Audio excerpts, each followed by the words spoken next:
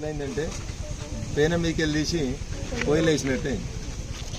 TRS government ఉన్నప్పుడు కొట్లాడి చేస్తే యూనియన్లు రద్దయినటువంటి యూనియన్లను తిరిగి పునరుద్ధరించాలని, ఆర్టీసీ కార్మిక సంఘానికి ఎన్నికలు జరపాలని, ఆర్టీసీ కార్మికుల్ని ప్రభుత్వ ఉద్యోగులుగా గుర్తించాలని, ప్రతి డిపో ముందు కూడా టీఆర్ఎస్ ప్రభుత్వం అధికారంలో ఉన్నప్పుడు టెంట్లు వేసుకొని, కొంచెం రోడ్ అవతల టెంట్లు వేసుకొని ధర్నాలు చేసినాం. నాకు ఇంకా గుర్తు, అప్పుడప్పుడు అయత్ నగర్ సిఐ గారు ఫోన్ చేస్తారు, సార్ నీ మీద కేసు ఉన్నది సార్, వారెంట్ అవుతుంది సార్, కోర్టుకు రాని అప్పుడప్పుడు గుర్తు చేస్తుంటారు అయత్ నగర్ సిఐ గారు.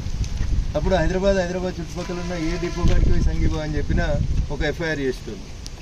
సో ఈ ప్రభుత్వం కూడా నిన్న కొంచెం మంచిగా ఉన్నట్టుంది, ఇలా పొద్దుగాల నుంచి ఇంకొంచెం వీళ్ళు కూడా సేమ్ పాత ప్రభుత్వం అడుగుజాడలలో నడుస్తున్నట్టు కనబడుతున్నారు. టెంట్ వేయొద్దు, మాట్లాడొద్దు, ధర్నా చేయొద్దు, ఎలక్షన్ అడగొద్దు, హక్కుల గురించి మాట్లాడొద్దు. కానీ ఇదే కాంగ్రెస్ పార్టీ ఇవాళ ఉన్నటువంటి ముఖ్యమంత్రి రేవంత్ రెడ్డి గారు పిసిసి అధ్యక్షుని హోదాలో టీఆర్ఎస్ పార్టీ ఆర్టీసీ కార్మికుల్ని ప్రభుత్వ ఉద్యోగులుగా గుర్తించకపోతే మేము అధికారంలోకి రాగానే ఆర్టీసీ కార్మికులందరినీ ప్రభుత్వ ఉద్యోగులుగా గుర్తిస్తా అన్నాడు. 2.5 ఏళ్ళైంది అధికారంలోకి వచ్చి. ఆయన పిసిసి ప్రెసిడెంట్ పోయి ముఖ్యమంత్రి అయ్యిండు. రాహుల్ గాంధీని, సోనియా గాంధీని అందరినీ దొరికొచ్చుకొని ప్రమాణ స్వీకారం గొప్పగా చేసిండు ఎల్బీ స్టేడియంలో. ఆఖరికి ముఖ్యమంత్రి గారు 7 మీటింగ్ పెట్టిన ఈ జిల్లాలో, నర్మేటలో ఆఖరికి ఆయిల్ ఫామ్ ఫ్యాక్టరీ ఓపెన్ చేయాలంటే కూడా అక్కడికి వచ్చే జనాల్ని ధరనిచ్చింది ఎవరు? ఆర్టీసీ బస్సులు, ఆర్టీసీ డ్రైవర్లే తరలించారు. 7 మీటింగ్ పెట్టిన ముఖ్యమంత్రి గారి మీటింగ్ ఏ ఊర్లో సక్సెస్ కావాలన్నా అక్కడికి వచ్చే బస్సులు ఏంటంటే ఆర్టీసీ బస్సులు, నడపాల్సింది ఎవరంటే ఆర్టీసీ డ్రైవర్లే తప్ప ఇంకొకరు కాదు. మరి రోజువారీ ఏదో ఒక సభకు పోతున్నాడు ముఖ్యమంత్రి గారు. సభలు సక్సెస్ చేసేందుకు ఆడున్న కింద ఉన్న అధికారులందరి మీద ఒత్తిడి తీసుకొస్తున్నాడు. ఆర్టీసీకి ఇప్పటికే పెను భారం ఉన్నది. ఏమున్నాయి? ఫ్రీ బస్సు కానీ, స్కూల్ బస్ పాసులు కానీ, ప్రభుత్వం ఇట్లే ముఖ్యమంత్రి ఉన్నప్పుడు వాడుకున్నటువంటి బస్సులకు సంబంధించిన బిల్లులు కానీ, నిజంగా ఆర్టీసీకి చెల్లించాల్సిన బకాయిలు ప్రభుత్వం చెల్లిస్తే ఆర్టీసీ ఉల్టా ఇంకేమైనా ముఖ్యమంత్రి గారికి ఎప్పుడైనా అప్పు కావాలంటే అప్పు ఇచ్చేస్తారు. మీరే చెప్తారు ఓట్ల కోసం ఫ్రీ బస్సు. ఎవరు చెప్పారు? కాంగ్రెస్ పార్టీ చెప్పింది, రేవంత్ రెడ్డి గారే చెప్పారు. సరే మీరు చెప్పారు ఇందాక మా కార్మిక సోదరులు ఫ్రీగా 2.5 సంవత్సరాలు భరించారు, ఎవరిని ఏమనలేదు. రకరకాల వీడియోలు వచ్చినాయి, వింత వీడియోలు వచ్చినాయి. ఆడోళ్ళు కొట్టుకున్నారని, కండక్టర్ను కొట్టిరని, డ్రైవర్ను కొట్టిరని, బస్సులో 100 మంది ఎక్కిరని, ఎన్ని సమస్యలు వచ్చినా పేషెన్సీ తోటి ఆర్టీసీ డ్రైవర్లు, సరే ప్రభుత్వం కొత్తగా వచ్చింది అధికారంలోకి, వాళ్ళకి చెడ్డ పేరు రావద్దని సంయమనంతో వివరించింది. నమ్మి నాన్న వస్తే పుచ్చుకుంటారు. అప్పుడు టెంట్ అయినలే, ఇప్పుడు టెంట్ అయినలేదు. అందుకని మీ జీవిత విధానం లోపల ఏమైనా మార్పు వచ్చిందంటే ఆ రోజు మార్పు రాలేదు, ఈ రోజు మార్పు రాలేదు. ఆ రోజు ఈ రోజు మాట మారకుండా మీ దిక్కున్నది ఎవరు అంటే ఆ రోజు దుబ్బాక ఎమ్మెల్యేగా రఘునందన్ రావు రాష్ట్రం అంతా తిరిగిపోయిండు. ఆఖరికి బోధన్ డిపో కాడ ధర్నా అయితే కూడా తిరిగి వచ్చినాడు. ఇలా మెదక్ ఎంపీగా కూడా నన్ను సంగారెడ్డి, సిద్దిపేట, నిజామాబాద్ చాలా చోట్లకి పిలిస్తే కూడా మొట్టమొదట మా దుబ్బాకలో ఉన్నటువంటి ఆర్టీసీ కార్మికులకు సంఘీభావం చెప్పినాకనే ఇంకా వేరే డిపోల దగ్గర పోదామని చెప్పి ఎన్ని పనులున్నా తెల్లవారుజామున 3 గంటలకు ఢిల్లీకి వెళ్ళి వస్తే కూడా ఫస్ట్ దుబ్బాకకు వచ్చి దుబ్బాక ఆర్టీసీ బస్ డిపో కార్మికులకి సంఘీభావం చెప్పిన తర్వాతనే మిగతా వాళ్ళకి సంఘీభావం చెప్పడానికి పోదామని వచ్చింది. సిద్దిపేట పెద్ద డిపో, సంగారెడ్డి పెద్ద డిపో, పికెట్ కాడికి వచ్చి ఎక్కడికైనా పోవచ్చు నాకు. బట్ ఉన్న ఊరు మీద ప్రేమతోటి పోయినసారి కూడా మీకు సంఘీభావంగా నిలబడ్డం, మీ కష్టాలలో ఒకళ్ళు ఉన్నాం, భవిష్యత్తులో కూడా ఉంటామని చెప్తూ మా పార్టీ రాష్ట్ర అధ్యక్షుడు గౌరవనీయులు రామచంద్రరావు గారు చాలా స్పష్టంగా చెప్పిండ్రు. ఎక్కడ ఆర్టీసీ కార్మికులకి సమ్మె జరుగుతున్నా, ఎక్కడ ఇబ్బంది వస్తున్నా మనం అందరం కూడా కార్మికులకు అండగా నిలబడాలని చెప్పిండ్రు. దాంట్లో భాగంగానే ఈరోజు దుబ్బాక నుంచి ప్రారంభిస్తా ఉన్నాం.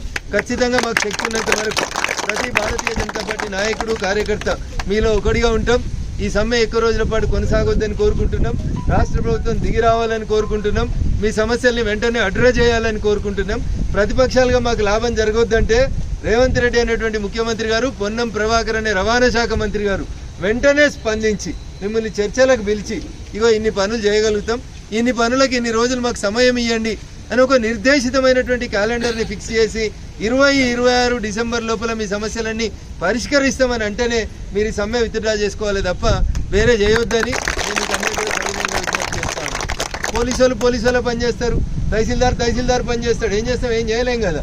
పైకి వెళ్ళి డీజీపీ సార్ చెప్తాడు, అరే ఒక్క డిపో దగ్గర టెంట్ ఉండొద్దు, మీ దుబ్బాక డిపో దగ్గర టెంట్ వేసిరంటే పాపం సిఐ గారు ఏం చేయాలి? టెంట్ వీకేలా వద్దా? అదే చేస్తాడు. మరి ఆయన తిడితే ఏం రాదు, ఎవరిని తిట్టినా ఏం రాదు. అక్కడ ఎవరి డ్యూటీ వాళ్ళు చేస్తూ ఉన్నారు. నాది ఒక రిక్వెస్ట్, కొంతమంది మేము డ్యూటీలోకి పోతుంటే మమ్మల్ని ఆపుతురు, కొడుతురు అని కంప్లైంట్ చేస్తా ఉన్నారంట. అట్లా భౌతిక దాడులకు దిగకుండ్రి, చట్టాన్ని చేతిలోకి తీసుకోకుండ్రి, శాంతియుతంగా గాంధేయ మార్గంలో బరాబర్ ధర్నా చేస్తాం. ఇవాళ రేపు ఆ ట్రాక్టర్ తోలినోళ్ళు, ఆటో తోలినోళ్ళు, బస్సు తోలితే ఏం జరుగుతుందో మీకు అందరికీ తెలుసు. అవి జరగొద్దనే కోరుకుందాం. అట్లాంటివి జరిగితే దానికి 100% బాధ్యత ఈ రాష్ట్ర ముఖ్యమంత్రి, రాష్ట్ర రవాణా శాఖ మంత్రి బాధ్యత వహించాలి. మా సిఐ గారు కూడా చెప్పదలుచుకున్నాం. అట్లాంటివి ఏమైనా జరిగితే ఆ డ్రైవర్ని ఆ డ్యూటీ ఎక్కించి పంపించినటువంటి ఆ డిపో మేనేజరా లేకపోతే డివిఎంఆ ఆర్ఎంఆ ఎవరు ఉంటారో వాళ్ళనే మొదటి ముద్దాయిం చేసి వాళ్ళ మీద కేసు నమోదు చేయాలి. ఇవాళ రేవంత్ రెడ్డి గారి సర్కారు కూడా 2.5 ఏళ్లలో ఆర్టీసీ కార్మిక సంఘం ఎన్నికలు పెట్టిందా? అప్పుడు ఎవరైనా వద్దన్నారా? అధికారంలోకి వచ్చి 2.5 సంవత్సరాలు అయింది. ఎన్నికలు పెట్టని ఉంటుంది. ఎన్నికలు పెడితే గెలిచిన యూనియన్ వాళ్ళు రిప్రజెంటేటివ్గా వస్తారు, మీతో సమస్యలు చర్చిస్తారు. ప్రభుత్వ ఉద్యోగులుగా గుర్తిస్తారా? గుర్తించారా? గుర్తిస్తే ఎన్ని రోజులలో గుర్తిస్తారు? గత ప్రభుత్వం దిగిపోయేటప్పుడు ఒక హామీ ఇచ్చింది. ఇలా టీఆర్ఎస్ వాళ్ళు అందరూ డిపోల కాడికి వస్తున్నారు. అన్ని డిపోల కాడికి వచ్చి మా సార్ ఉంటే ఇస్తుండే. మీ సార్ 10 ఏళ్ళు ఉన్నాడు కదా, మీ సార్ ఇస్తా అంటే వద్దన్నారా? ఎవరన్నా వద్దన్నారా? దిగిపోయేటప్పుడు దింపుడు గల ఆశపడి ప్రభుత్వ ఉద్యోగులను చేస్తా అని చెప్పి ఒక సంతకం పెట్టిండి, సపడేకపోయింది సారు. ఈ వచ్చిన సార్కు 2.5 ఏళ్ల కోలు ఆ సంతకాన్ని ఏం చేయాలో అర్థం కానటువంటి పరిస్థితి ఉంది. ఇవాళ కమిటీ చేస్తారంట. ఎప్పుడు మీరు సమ్మెకు నోటీస్ ఇచ్చి ఆర్టీసీ జేఏసీ నాయకులు బయటకు వచ్చి రేపటి నుంచి మేము సమ్మెలో పాల్గొనబోతున్నాం అనేటువంటి మాట ప్రకటించిన తర్వాత ఇప్పుడు మేము కమిటీ చేస్తాం. చర్చలకు రాండ్రి. 2.5 ఏళ్ళు పోయింది, ఇంకా ఏడాదిన్నర పోతే మళ్ళీ వచ్చేటి ఏంది? ఎలక్షన్ల పంచాయతీ. అప్పుడు రేవంత్ రెడ్డి చెప్తాడు మళ్ళా ఏమని? ఆర్టీసీ కార్మికులందరినీ ప్రభుత్వ ఉద్యోగులుగా గుర్తిస్తున్నాం. ఈయన కూడా సంతకం పెట్టి ఈయన కూడా పోతాడు. పాత సంతకం చెల్లలే, పాత ముఖ్యమంత్రి పెట్టిన సంతకం చెల్లలే. చంద్రశేఖరరావు వ్యక్తిగత హోదాలో పెట్టలే, రాష్ట్ర ముఖ్యమంత్రి గారిగా పెట్టిండు ఆయన. ఆ సంతకం పెట్టిన కాగితం అది డస్ట్బిన్లకు పోయింది తప్ప అది 7 దాకా చెల్లుబాటులోకి రాలే. ఈయన కూడా పెడతాడు, మీరేం బాధపడకూరు. ఇంకో ఏడాదిన్నర తర్వాత పెడతాడు. ఎందుకంటే మళ్ళీ ఎలక్షన్లకు ప్రజల ముందుకు రావాలి కాబట్టి మళ్ళీ పెడతాడు. నా విజ్ఞప్తి ఏంటంటే మీకు ఎవరు అధికారంలో ఉంటే వాళ్ళు సేమ్ పరిపాలన కొనసాగిస్తారు. అది దుర్యోధనుని పాలన అందామా, దుశ్శాసనుని పాలన అందామా, పాలన మాత్రం గట్లే ఉంది. కుర్చీ మారింది, కుర్చీలో నాయకుడు మారిండు, కుర్చీలో కూర్చున్న నాయకుని జెండా మారింది, కండువా మారింది తప్ప ఆర్టీసీ కార్మికుల బస్సు పయ్యాల చక్రాలలో ఏమన్నా ప్రగతి వచ్చిందా అంటే ఏమన్నా వచ్చిందా? రాలేదా? బాగా వచ్చిందా? మహాలక్ష్మి తోటి అన్ని బస్సులు ఫ్రీగా పోతున్నాయి అంటారు, నిండా పోతున్నాయి అంటారు, బాగా పోతుందంటారు. ఏం మారింది అంటే కుర్చీ మారింది, కుర్చీలో కూర్చున్న పెద్ద మనిషి మారిండు. కానూన్ మారిందా? టీఆర్ఎస్ వాళ్ళు టెంట్ అయ్యని ఇచ్చిర్రా? టీఆర్ఎస్ వాళ్ళు ధర్నా అయ్యని ఇచ్చిర్రా? మీకు యాదుకుంటే నేను మందకృష్ణ మాదిగ గారు వచ్చి పెట్రోల్ బంక్ పక్కన టెంట్ వేసుకొని 30 రోజుల తర్వాత మేమే వచ్చి ఓ 1 నెల రోజులకు సరిపోయేటువంటి బియ్యమో ఉప్పో పప్పు మాకు చేతనైన కాడికి ఇచ్చిపోయినాం. ఆ రోజు గుర్తుండి ఉంటుంది. అవునా? హకీంపేట, అయోధ్య నగరు, దిల్సుఖ్ నగరు, మీరు ఏ డిపో కాడికి పోతే ఆ డిపో దగ్గర నా మీద కేసులు పెట్టిర్రు. అప్పుడు ఉన్న వాళ్ళు ఏం చేసారో ఇప్పుడు ఉన్న వాళ్ళు కూడా గదే చేస్తారు. ఏమైనా మారిందా? టెంట్ ఏమైనా ఇస్తురా? ధర్నా చేస్తారు. ధర్నా చేస్తే ఒప్పుకుంటురా పోలీసు వాళ్ళు? అప్పుడు గదే పోలీసు వాళ్ళు, ఇప్పుడు